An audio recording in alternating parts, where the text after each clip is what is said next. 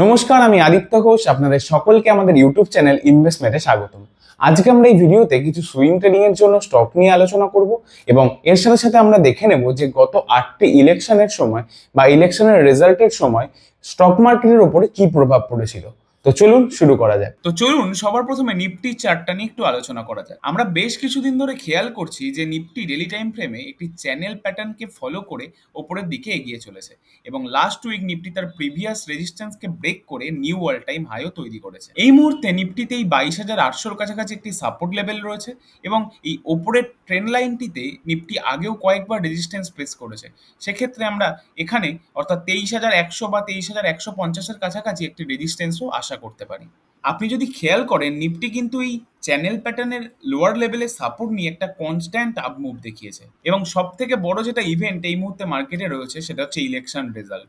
সবারই চোখ সেদিকে রয়েছে এবং এই ইলেকশনের কারণে মার্কেটে কিন্তু ভোলাটিলিটি বেশ বৃদ্ধি পেয়েছে এবং আপনি যদি ইন্ডিয়া ভিক্স দেখেন তাহলে লাস্ট 4 সপ্তাহে এটা কিন্তু বেশ ভালো র্যালি করেছে এবং এই মুহূর্তে 20-র ওপরে ট্রেড করছে। আরেকটা কথা অবশ্যই মাথায় রাখবেন, আগামী সপ্তাহ কিন্তু ইলেকশনের রেজাল্ট বেরোনোর আগের সপ্তাহ, আর এই সপ্তাহে মার্কেটের ভোলাটিলিটি কিন্তু আরো বৃদ্ধি পেতে পারে। তাই যারা সুইং ট্রেডিং বা ইন্টারডে ট্রেডিং করছেন আপনাদের স্ট্র্যাটেজি অনুযায়ী স্টপ লস কিন্তু অবশ্যই মেনটেন করবেন। তো চলুন এবার এক ঝলকে দেখে নেওয়া যাক গত 8টি ইলেকশন রেজাল্ট মার্কেটে কেমন প্রভাব ফেলেছে।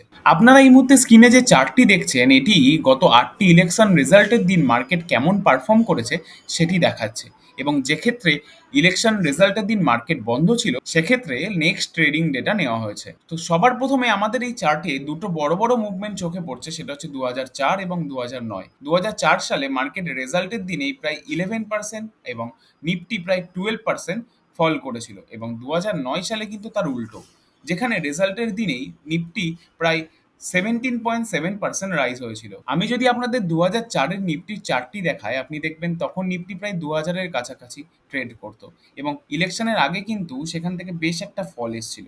আর এই দিন ইলেকশনের রেজাল্ট ঘোষণা হয়েছিল এবং সেদিনকে প্রায় 12% মতো নিফটিতে ফল দেখা গেছিল। তবে সেই 1400 লেভেলের কাছাকাছি থেকে নিফটি আবার রিকভারি করে একটা বেশ ভালো র্যালি দেখায় এবং আপনি যদি 2009-এর নিফটির চার্টটি দেখেন নিফটি রেজাল্টের আগে কিন্তু বেশ ভালো একটা আপমুভ দিয়েছিল এবং রেজাল্টের দিনও প্রায় একদিনে 17% আপমুভ দেখিয়েছিল এবং তারপরেও কিন্তু নিফটি তার র্যালি কন্টিনিউ করেছে। অর্থাৎ এর থেকে আমরা একটা জিনিস বুঝতে পারছি যে শর্ট টার্মে ইলেকশনের মতো ইভেন্টগুলি মার্কেটে প্রভাব ফেললেও লং টার্মে কিন্তু ফান্ডামেন্টালি মার্কেটকে ওপরে নিয়ে যায় এবং আপনি যদি লাস্ট 2 বছরের ইলেকশন রেজাল্টের দিনের মুভমেন্টগুলি দেখেন তাহলে কিন্তু মার্কেট প্রায় ফ্ল্যাট বা মিউটেডই ছিল বলতে পারেন, কারণ 2014-তে 1.1%-এর একটা আপমুভ দেখা গেছিল এবং 2019-এ 0.7% ফল করেছিল। আসলে এরকম বড় ইভেন্ট তখনই আসে যখন মার্কেটের এক্সপেকটেশনের থেকে বাইরে কিছু হয়, যেরকম 2004 সালে মার্কেটের এক্সপেকটেশনের বাইরে গিয়ে কংগ্রেস সরকার ক্ষমতায় এসেছিল এবং 2009 সালে আবার সেটাকে হারিয়ে বিজেপি সরকার তাদের সরকার গঠন করেছিল। ওটা তো ছিল শুধু রেজাল্টের দিনের মুভমেন্ট।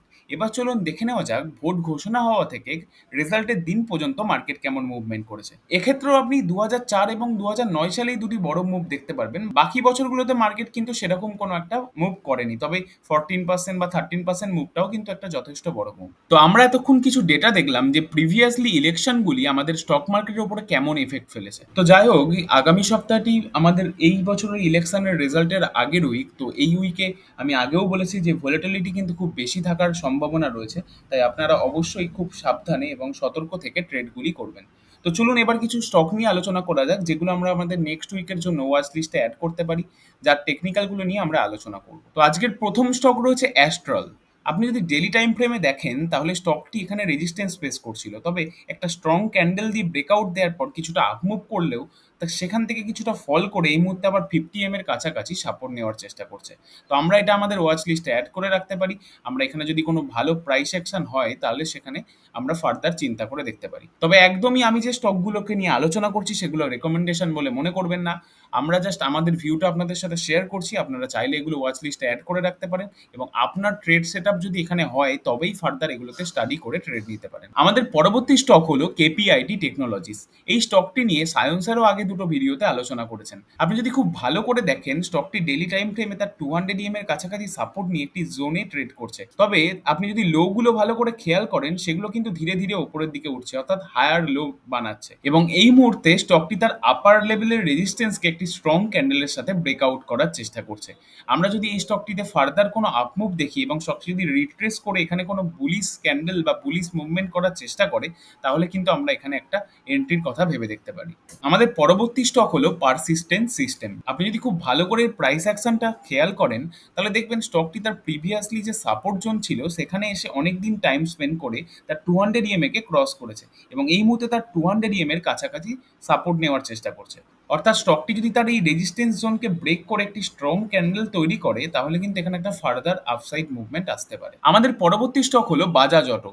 স্টকটি কিন্তু কন্টিনিউয়াসলি 50 EM এর ওপর ট্রেড করে চলেছে এবং নিউ হায়ার হাই তৈরি করে চলেছে। তবে এই মুহূর্তে স্টকটি কিছুটা সাইডওয়েজ হয়ে একটি জোনে ট্রেড করছে, এবং তার 50 EM এর কাছাকাছি সাপোর্ট নিয়ে স্টকটি যদি এই রেজিস্ট্যান্সটাকে একটা স্ট্রং ক্যান্ডেলের সাথে ব্রেক করে, তাহলে কিন্তু আমরা এখান থেকে একটা আপসাইড মুভমেন্ট আশা করতে পারি।